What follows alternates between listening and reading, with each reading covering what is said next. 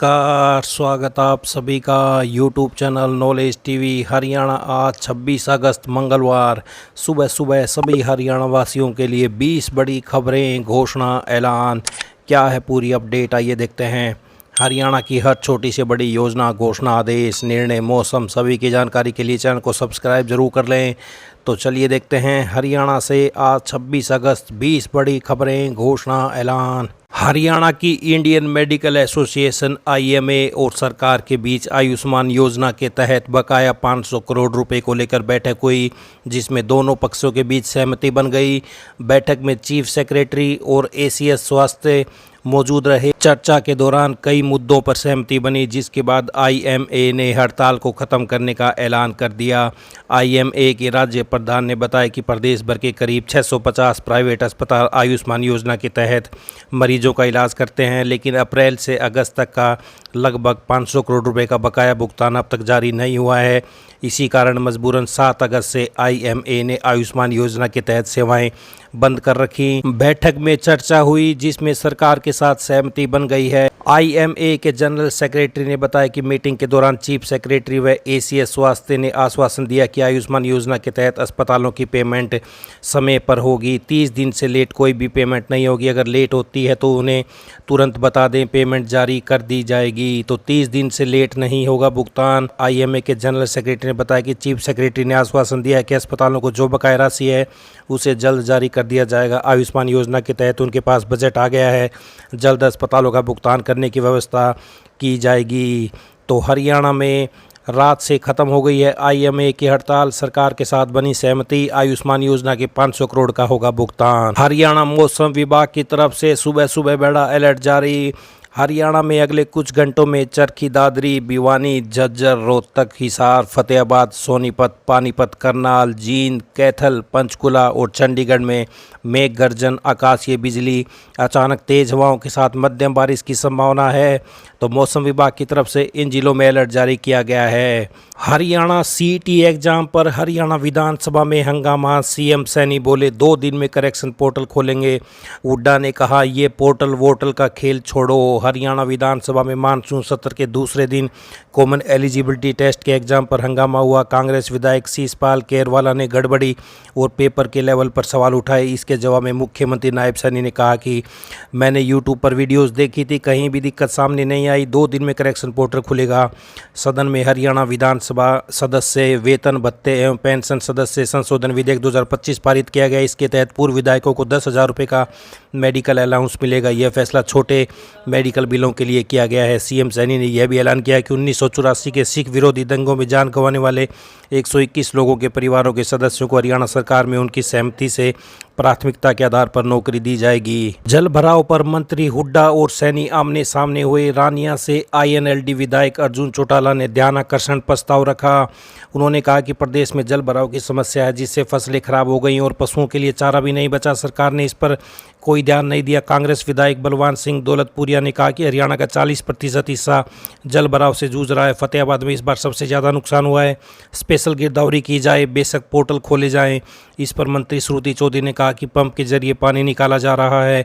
अगर ऐसे गांव हैं जहां संज्ञान नहीं लिया गया है, आप लोग आकर मुझे बताएं, हम वहां पर भी पंप सेट पहुंचाएंगे, मैं उस समस्या का समाधान करा दूंगी। इस पर पूर्व सीएम भूपेंद्र हुड्डा ने कहा कि ये विषय बहुत ही गंभीर है। मुख्यमंत्री बताएं कि आप स्पेशल गिरदावरी कब कराएंगे, कब किसानों को मुआवजा मिलेगा। आप ये पोर्टल वोटल छोड़ दो, सरकार ये बताए कि कितना मुआवजा दिया जाएगा। तभी सीएम नायब सैनी खड़े हुए और कहा कि लगातार विपक्ष के साथी पोर्टल को बदनाम करते आ रहे हैं। आज इन पोर्टलों के जरिए ही लोगों को लाभ मिल रहा है। पहले पता ही नहीं चलता था कि पैसा कहाँ चला जाता था। तो बड़ी अपडेट, हरियाणा विधानसभा में हंगामा। आइए अगली बड़ी घोषणा देखते हैं। एशिया कप 2025 से पहले ड्रीम 11 ने भारतीय क्रिकेट टीम के लीड स्पॉन्सर से हटने का फैसला किया है। बीसीसीआई सेक्रेटरी ने सोमवार को इसकी जानकारी दी। उन्होंने कहा ऑनलाइन गेमिंग को नियंत्रित करने वाला बिल पास हो गया है, लिहाजा बीसीसीआई और ड्रीम 11 अब साथ नहीं रहेंगे। बीसीसीआई भविष्य में ऐसी किसी भी कंपनी के साथ नहीं जुड़ेगा। बिल में ड्रीम 11 जैसे रियल मनी गेमिंग प्लेटफॉर्म को बैन किया गया है। ड्रीम 11 ने 2023 में बीसीसीआई के साथ 358 करोड़ रुपए में 3 साल का स्पॉन्सरशिप कॉन्ट्रैक्ट साइन किया था। 2026 में खत्म होना था कॉन्ट्रैक्ट। ड्रीम 11 को बीसीसीआई के साथ अपने स्पॉन्सरशिप करार को समय से पहले खत्म करने के लिए जुर्माना नहीं देना होगा। इसका कारण यह है कि करार में एक स्पेशल क्लोज शामिल है। ये कहता है कि यदि सरकार का कोई कानून स्पॉन्सर के मुख्य बिजनेस को प्रभावित करता है तो उन्हें कोई जुर्माना नहीं देना होगा। टाटा ग्रुप, रिलायंस और अडानी ग्रुप जैसी पुरानी कंपनियां मजबूत दावेदार के रूप में उभर रही हैं। टाटा पहले से ही आईपीएल का ऑफिशियल स्पॉन्सर है। रिलायंस जियो स्पोर्ट्स स्पॉन्सरशिप और प्रसारण अधिकारियों में शामिल है। अडानी ग्रुप ने भी स्पोर्ट वेंचर में निवेश किया है। तो टाटा रिलायंस जैसी कंपनी बन सकती है नई स्पॉन्सर। तो बड़ी अपडेट आई, अगली बड़ी घोषणा देखते हैं। चंडीगढ़ से त्योहारों पर घर जाने वाले यात्रियों के लिए ट्रेन टिकटों की भारी मारामारी शुरू हो गई है। 21 अगस्त को जब 20 अक्टूबर दीपावली की बुकिंग खुली तो सिर्फ 3 दिनों में ही उत्तर प्रदेश और बिहार जाने वाली लगभग सभी ट्रेनें फुल हो गई। हालात ये है कि कई ट्रेनों में वेटिंग टिकट भी नहीं मिल रही। ऐसे में यात्रियों के पास अब केवल तत्काल टिकट या फिर रेलवे की ओर से चलाई जाने वाली स्पेशल ट्रेन ही विकल्प बची है। रेलवे का कहना है कि दीपावली 20 अक्टूबर और छठ पूजा 26 अक्टूबर के मौके पर पूरे देश में 12,000 से ज़्यादा स्पेशल ट्रेनें चलाई जाएंगी। उम्मीद है कि चंडीगढ़ से भी 2-3 स्पेशल ट्रेनें उत्तर प्रदेश और बिहार के लिए मिलेंगी। हालांकि अंबाला मंडल की तरफ से अभी तक इसका आधिकारिक ऐलान नहीं हुआ है। तो चंडीगढ़ से दिवाली छठ की ट्रेनें 3 दिन में फुल, वेटिंग भी खत्म। रेलवे 12,000 स्पेशल ट्रेनें चलाने की तैयारी में आई। अगली बड़ी घोषणा देखते हैं। प्रधानमंत्री नरेंद्र मोदी ने सोमवार को अहमदाबाद में कहा, मेरे देश के छोटे उद्यमी हो, किसान हो या पशुपालक हो, सभी के लिए मैं आपसे बार बार वादा करता हूं, आपका हित मोदी के लिए सर्वोपरि है। उन्होंने ट्रंप के टैरिफ का जिक्र किए हुए बिना कहा, मेरी सरकार छोटे उद्यमियों, किसानों और पशुपालकों पर कभी कोई आंच नहीं आने देगी। चाहे कितना भी दबाव है, हम झेलने की अपनी ताकत बढ़ाते रहेंगे। अमेरिका भारत पर 27 अगस्त से 50% टैरिफ लगा रहा है। पीएम 25 और 26 अगस्त को गुजरात दौरे पर हैं। प्रधानमंत्री नरेंद्र मोदी ने कहा, हमारी सरकार जीएसटी में भी रिफॉर्म करने जा रही है। इस बार की दिवाली पर व्यापारी वर्ग हो या फिर हमारे बाकी परिवारजन, सबको खुशियों का डबल बोनस मिलेगा। तो बड़ी अपडेट आई, अगली बड़ी घोषणा देखते हैं। खाने पीने और दैनिक उपयोग की वस्तुओं पर जीएसटी घटाने की दिशा में सरकार तेजी से काम कर रही है। जीएसटी में अगली पीढ़ी के सुधारों को लेकर सरकार ने 3 और 4 सितंबर को जीएसटी परिषद की बैठक बुलाई है। माना जा रहा है कि बैठक में लगभग 2 स्लैब समेत सभी प्रस्तावों पर सहमति बन जाएगी। उसके बाद सरकार इन बदलावों को जल्द लागू करेगी। संभावना है कि 22 सितंबर से इसे लागू कर दिया जाएगा। सूत्रों का कहना है कि सितंबर के अंत तक चुनाव आयोग बिहार में विधानसभा चुनाव की घोषणा कर सकता है। इसलिए सरकार की कोशिश है कि आम लोगों को उससे पहले राहत प्रदान की जाए। इससे पहले बीते सप्ताह जीएसटी से जुड़ी मंत्रियों के समूह की बैठक में अगली पीढ़ी के सुधारों को लेकर 2 दिनों तक चर्चा की गई। तो बड़ी अपडेट, 22 सितंबर से प्रस्तावित 2 नए स्लैब कर सकती है लागू सरकार। नवरात्रि तक जीएसटी दरों में राहत मिलने की उम्मीद। बड़ी अपडेट आई, अगली बड़ी घोषणा देखते हैं। हरियाणा में आज भी जारी रहेगी प्रक्रिया, 29 अगस्त के बाद आएगा परिणाम। हरियाणा विद्यालय शिक्षा बोर्ड की ओर से एस्टेट पात्र परीक्षार्थियों की बायोमेट्रिक प्रक्रिया सोमवार सुबह बोर्ड मुख्यालय पर शुरू हो गई। प्रदेश के सभी जिला मुख्यालयों पर भी यह प्रक्रिया जारी है। मंगलवार को भी सभी जिला मुख्यालयों पर पात्र अभ्यर्थियों की बायोमेट्रिक कराई जाएगी। सुबह 10 बजे से शाम 5 बजे तक परीक्षार्थियों की भारी भीड़ उमड़ी और लंबी कतार लगी रही। परीक्षार्थियों को अपनी बारी के लिए काफ़ी देर तक इंतजार करना पड़ा। बोर्ड के मुताबिक 3,31,041 परीक्षार्थियों एस्टेट की तीनों स्तर पर परीक्षा दी थी। इसमें से करीब 40,000 पात्र परीक्षार्थियों को बायोमेट्रिक की जानी है, यानी केवल 13% अभ्यर्थियों को ही बायोमेट्रिक के लिए बुलाया गया है। प्रक्रिया के दौरान परीक्षार्थियों को आधार कार्ड, पहचान पत्र और एस्टेट प्रवेश पत्र अनिवार्य रूप से दिखाना पड़ रहा है। तो एस्टेट परीक्षार्थियों की बायोमेट्रिक प्रक्रिया शुरू, लंबी कतारें लगी, आज भी जारी रहेगी प्रक्रिया। 29 अगस्त के बाद कभी भी आ सकता है परिणाम। आइए अगली बड़ी घोषणा देखते हैं। जेबीटी मेवात कैडर की परीक्षा का परिणाम घोषित करने की मांग को लेकर 5वें दिन सोमवार को भी अभ्यर्थियों ने धरना दिया। पंचकुला सेक्टर 5 में धरना स्थल पर अभ्यर्थियों ने मांग की कि हरियाणा कर्मचारी चयन हाई कोर्ट में इस प्रकरण में मजबूती से अभ्यर्थियों का पक्ष रखे और शीघ्र इसका परिणाम जारी करे। हरियाणा कर्मचारी चयन यदि सुनवाई नहीं की तो प्रत्येक जिले के प्रतिनिधि धरने में शामिल किए जाएंगे। मेवात कैडर के 1,656 पदों के लिए परीक्षा हुई थी। परिणाम घोषित हो जाएगा तो मेवात क्षेत्र में शिक्षकों की कमी दूर होगी और बेरोजगारों को रोजगार भी मिल सकेगा। तो जेबीटी के परीक्षा परिणाम के लिए धरने पर डटे अभ्यर्थी। आइए अगली बड़ी घोषणा देखते हैं। डीएमआरसी ने मेट्रो के किराए में अचानक 10% तक की वृद्धि कर दी। सभी लाइनों पर 1 से 4 रुपये और एयरपोर्ट एक्सप्रेसवे लाइन पर अधिकतम 5 रुपये की वृद्धि की गई है।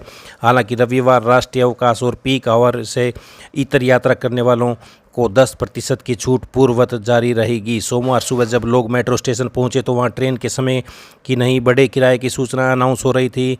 विगत 22 वर्ष 8 महीने में मेट्रो के किराए में यह छठा संशोधन है। तब से अब तक न्यूनतम किराया बढ़कर 3 गुना हो गया है। शुरुआत में जहां न्यूनतम किराया 4 रुपये था वहीं अब बढ़कर 11 रुपये हो गया है। तो कोरोना काल के घाटे की भरपाई व विदेशी कर्ज चुकाने को 10% तक बढ़ाया मेट्रो किराया। 8 वर्ष बाद किराए में की बढ़ोतरी, सभी लाइनों पर 1 से 4 रुपये व एक्सप्रेस लाइन पर 5 रुपये वृद्धि। डीएमआरसी ने कहा नई दरें सोमवार से ही लागू की गई। किराए में वृद्धि न होने से बिगड़ने लगी थी वित्तीय स्थिति। आइए अगली बड़ी घोषणा देखते हैं। भारतीय बीमा विनियामक एवं विकास प्राधिकरण स्वास्थ्य बीमा प्रीमियम में सालाना वृद्धि पर नियंत्रण लगाने की तैयारी में है। प्राधिकरण ऐसे प्रस्ताव का मसौदा तैयार कर रहा है जिसमें महंगाई के मुताबिक ही प्रीमियम में सीमित बढ़ोतरी की अनुमति होगी। प्रस्तावित मसौदे पर बीमा कंपनियां, पॉलिसी धारकों और अन्य हितधारकों से जल्द सुझाव मांगे जा सकते हैं। अब तक देखा गया कि बीमा कंपनियां हर वर्ष 10% की दर से प्रीमियम बढ़ा रही हैं। कई कंपनियों ने बीते वर्षों के दौरान 30 से 35% से अधिक प्रीमियम बढ़ाया है। तो बीमा प्रीमियम बढ़ाने की सीमा तय होगी। 10% प्रीमियम हर वर्ष बढ़ा रही हैं बीमा कंपनियां। स्वास्थ्य बीमा के बढ़ते प्रीमियम पर शिकायतों के मद्देनजर फैसला। आइए अगली बड़ी घोषणा देखते हैं। केंद्र सरकार ने राष्ट्रीय राजमार्गों पर 60 किलोमीटर से पहले टोल वसूल करने पर लगाम कस दी है। सरकार ने इस बाबत आदेश जारी कर दिए हैं। साथ ही टोल प्लाजा और टोल टैक्स अधिसूचना संबंधी प्रक्रिया को भी सख्त बना दिया है। सड़क परिवहन और राजमार्ग मंत्रालय द्वारा 22 अगस्त को जारी आदेश में उल्लेख किया गया है कि राष्ट्रीय राजमार्गों पर टोल प्लाजा का निर्माण 60 किलोमीटर से पहले नहीं किया जाएगा। इसमें कहा गया कि दूरी संबंधित नियम का सख्ती से पालन किया जाएगा। दूरी का यही नियम कमोबेश नगर निगम की सीमा पर लागू होगा। नगर निगम की सीमा से 10 किलोमीटर के बाद ही टोल प्लाजा बनाया जाएगा। आदेश में स्पष्ट कहा गया है कि नई राष्ट्रीय राजमार्ग परियोजना में टोल प्लाजा के स्थान का उल्लेख होने पर ही मंजूरी दी जाएगी। कुछ मामलों में 60 किलोमीटर के नियम से छूट हासिल करने के लिए उच्च स्तरीय मंजूरी लेनी होगी। इसमें अधिसूचना जारी करने से पहले सक्षम अधिकारी को संबंधित मंत्री या समिति से लिखित मंजूरी लेना अनिवार्य होगा। तो 60 किलोमीटर से पहले नहीं देना होगा टोल टैक्स। केंद्र सरकार ने इससे जुड़ा आदेश जारी किया। निगम सीमा से 10 किलोमीटर के बाद ही टोल बनेगा। आइए अगली बड़ी घोषणा देखते हैं। हरियाणा के रोजगार कार्यालयों में 4,04,950 बेरोजगार पंजीकृत हैं। इनमें 12वीं स्तर तक के 2,34,644, स्नातक स्तर के 1,01,923 और स्नातकोत्तर के 29,986 बेरोजगार युवा शामिल हैं। प्रदेश सरकार ने यह जानकारी कांग्रेस विधायक के सवाल के जवाब में सदन में दी। कांग्रेस विधायक ने राज्य में रोजगार कार्यालयों की संख्या और उनमें पंजीकृत बेरोजगार युवाओं की जानकारी मांगी थी। 4 लाख पंजीकृत बेरोजगारों में 1 लाख स्नातक। तो बड़ी अपडेट। आई अगली बड़ी घोषणा देखते हैं। महाराजा अग्रसेन हिसार एयरपोर्ट से जयपुर रूट की हवाई सेवाओं के लिए डीजीसीए ने शेड्यूल को मंजूरी दे दी है। 12 सितंबर से हिसार से जयपुर के लिए पहली फ्लाइट जाएगी। प्रत्येक शुक्रवार को जयपुर के लिए हवाई सेवा उपलब्ध रहेगी। हिसार से जयपुर के लिए 1950 रुपये किराया निर्धारित किया गया है। हिसार से जयपुर पहुंचने में 1 घंटा 5 मिनट का समय लगेगा। तो हिसार से जयपुर के लिए हवाई सेवा 12 सितंबर से शुरू होगी। शेड्यूल जारी। 1 घंटा 5 मिनट लगेगा। समय 1950 रुपये किराया तय। जयपुर से हिसार सुबह 11:10 पर और हिसार से जयपुर के लिए शाम को 5:35 पर उड़ान। यूजीसी ने छात्रों और कॉलेजों के लिए बड़ा ऐलान किया है।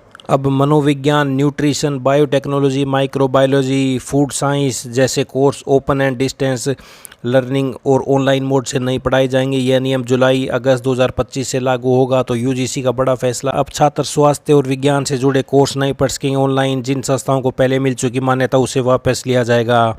आइए अगली बड़ी घोषणा देखते हैं। हरियाणा के कर्मचारी संगठनों ने प्रदेश सरकार से मकान किराए भत्ते में बढ़ोतरी की मांग की है। कर्मचारी संगठनों ने आरोप लगाया कि प्रदेश के करीब 2 से 2.5 लाख कर्मचारियों को नियमानुसार मकान किराए भत्ता नहीं मिल रहा है। कर्मचारी संगठनों ने प्रदेश सरकार से बढ़ा हुआ एचआरए देने की मांग की। हरियाणा पुलिस विभाग में विभिन्न श्रेणियों के कुल 13,781 पद खाली हैं। इनमें हेड कांस्टेबल के 4,864 और कांस्टेबल के 7,233 पद रिक्त पड़े हैं। इसके अलावा डीआईजी के 2, एसपी का 1, एएसपी के 5, डीएसपी के 24, इंस्पेक्टर के 73, सब इंस्पेक्टर के 736 और एएसआई के 843 पद खाली है। यह आंकड़ा हरियाणा विधानसभा मानसून सत्र के दूसरे दिन विधायक द्वारा पूछे गए सवाल के जवाब में निकलकर सामने आया है। सभी हरियाणा वासियों के लिए सुबह सुबह 26 अगस्त सभी महत्वपूर्ण योजना घोषणा आदेश पल पल की जानकारी के लिए चैनल को सब्सक्राइब जरूर कर लें।